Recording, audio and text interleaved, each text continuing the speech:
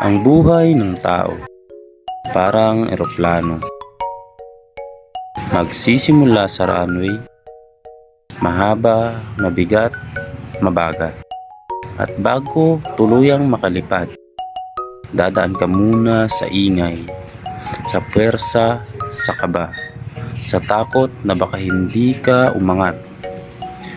Pero gaya ng eroplano, kailangan mong magtiwala na sa bawat bilis, sa bawat pag-ikot ng makina, may pag-angat na naghihintay. Sa ere, hindi laging payapa. May turbulence, may alon ng hangin na yayanig sa'yo. Parang problema sa buhay. Napilit kang pinapababa.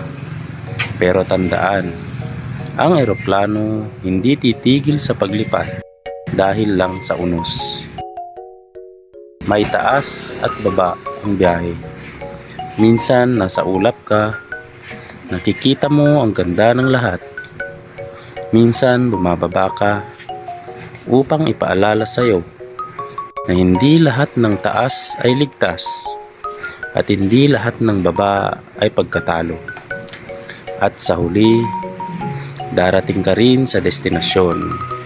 Hindi palaging sa oras na gusto mo, hindi palaging sa lugar na inaasahan, pero tiyak kung magtitiwala ka sa piloto, sa sarili mong direksyon, makakarating ka. Dahil ang buhay ng tao, parang eroplano, hindi tungkol sa taas ng lipad, kundi sa tapang ng pag-alis, sa tiyaga ng paglalakbay, at sa halaga ng pagdating.